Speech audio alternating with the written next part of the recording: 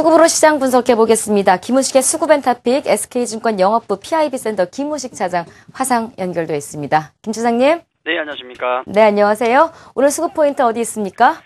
예, 오늘 수급 포인트는 앞서도 좀 얘기가 나온 것 같은데요. 블랙락으로 한번 가보겠습니다. 제도권의 그 ETF 운용사를 얘기하는 거겠죠. 우선 앞서 나온 기사 중에서 재미난 기사가 있던데, 비제도권, 그러니까 오피스텔 개미 얘기 나오더라고요. 제도권 출신의 어떤 전업투자자 얘기 나오던데, 그들 규모가 뭐 한 2조에서 3조가 되지 않을까. 뭐 이거는 사실은, 전혀 아직 모르겠죠. 추정된 내용이고, 어쨌든 많다는 것을 의미하는 거죠. 이게 비제도권의 어떤 이런 왕개미들이 많다는 얘기는 뭔가 하면은 향후 우리 증시가 수급 분석이 상당히 어려워지고 있다는 얘기가 되겠죠. 특히나 중소형주 같은 경우는 더 그럴 겁니다. 그러니까 내 종목이 메이저 수급, 그러니까 외국인과 기관의 어떤 수급이 전혀 없이도 종목이 갑자기 급등락을 한다는 거죠. 급등도 하고 급락도 한다는 것인데 굉장히 수급 분석 자체가 중소형주들은 향후에 더 어려워질 것이라는 생각이 들고 결국은 우리가 수급도 중요하지만은 그 종목의 펀더멘털 쪽으로 회귀를 해야 되는 것이 아닌가 그런 말씀 좀 드리겠고요. 자, 비제도권 얘기를 잠깐 했는데 블랙락, 오늘 수급 포인트 블랙락인데 이건 제도권 얘기죠. 뭐 앞서도 얘기를 하고 있는 걸 봤는데요. 블랙락은 뱅가드 더불어서 ETF 시장의 양대 산맥인데 이들 수급에 지금 금이 갔기 때문에 더 힘들어지는 겁니다. 뱅가드 물량 같은 경우야 어떤 외국인의 시황관, 뭐 의지 이런 거 전혀 관계없죠. 그 관계없이 어쩔 수 없는 기계적인 매도기 때문에 만약에 그것 때문에 지수가 빠진다 그러면은 무조건 사는 게 맞겠죠.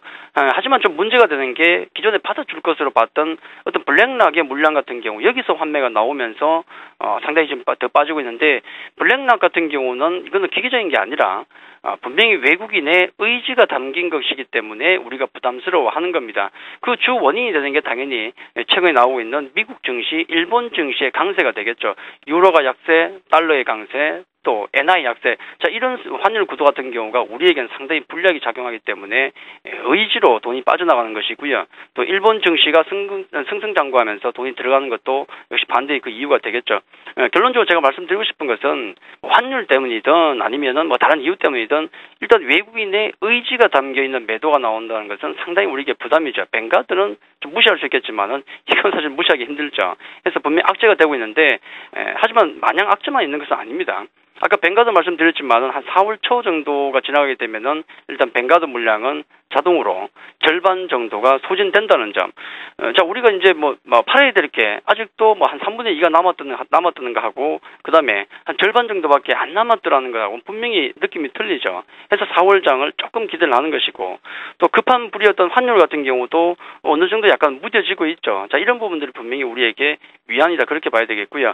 아마 빠른 외국인의 매수 전환을 위해서는 분명히 어제 말씀드렸던 키프로 사태의 진정이 반드시 필요하고요. 그게 아니더라도 외국인의 수급분 같은 경우는 이런 구도 때문에 시간이 지나면은 우리에게 조금씩 유리해지는 것이 아닌가 그렇게 보고 있습니다. 네, 여전히 우리에게 지금 필요한 건 시간이다라는 해답밖에 나오지 않은 것 같은데요. 이 시간 지금 외국인들과 기관들 어떤 종목 사고 있는지요? 예, 외국인들 같은 경우는 오늘 전체적으로 지지부진합니다.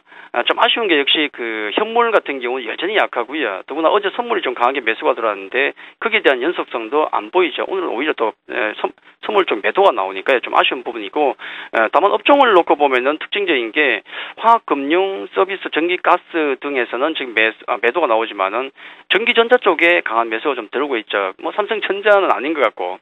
SK하이닉스, LG 디스플레이, LG전자 같은 종목, 그러니까 약간 이등주에 가까운 전기전자 쪽으로 최근에 매기가 좀 몰리고 있다는 게 가장 큰 특징이 되어 있고, 기타 한국타이어, GS 같은 종목이 있습니다만은 외국인들 같은 경우는 그나마 매도세가 약한 걸로 만족해야 되지 않겠는가 말씀드리겠고요. 자, 기관도 함께 좀 보겠는데, 기관 같은 경우는 특징적인 게 뭐냐면은 화학업종, 서비스, 철강, 매도 등등이 나오고, 금융, 운수장비, 전기전자, 기계 쪽의 매수인데, 금융업종의 매수가 여전히 좀 들어오고 있다는 점, 그리고 또 코스닥 시장의 매물 소화 과정을 진행하고 있다는 점. 자, 이게 가장 큰 특징인데 역시 매수 종목을 보니까 금융주가 많은 것 같습니다. 신한지주도 있고요. KB금융도 있고 기타 또 기아차, 두산인프라과 현대산업 등이 보이는데 낙폭 과대주로도 조금 외국인과 기관들이 조금 보인다는 특징이 있다. 그렇게 말씀을 드리겠습니다. 꾸준히 요즘에 외국인들의 매매 동향이 주시한 전략을 세워주셨었는데요. 오늘의 투자 전략은 어떤 겁니까? 예, 큰 전략 자체는 변동이 없겠죠. 기존에 계속 말씀드렸던 역시 외국인 매매 동향이 뭐 가장 중요한 것은 당연한 것이고 거래소 같은 경우는 좀 모아 나가자는 말씀. 코스닥의 어떤 중소형주 같은 경우는 여전히 중기적인 관점을 가지고 보자는 말씀을 드렸는데 지난번에 하나 말씀드렸던 것 그게 가장 중요한 것 같습니다.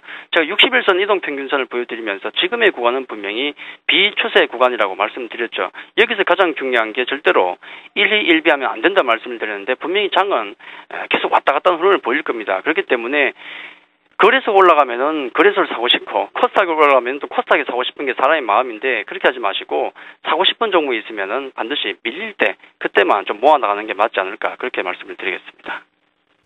네, 잘 참고하도록 하겠습니다. 지금까지 수급으로 시장 풀어봤고요. 김우식의 수급앤타픽 SK증권 김우식 차장 함께했습니다. 고맙습니다. 감사합니다.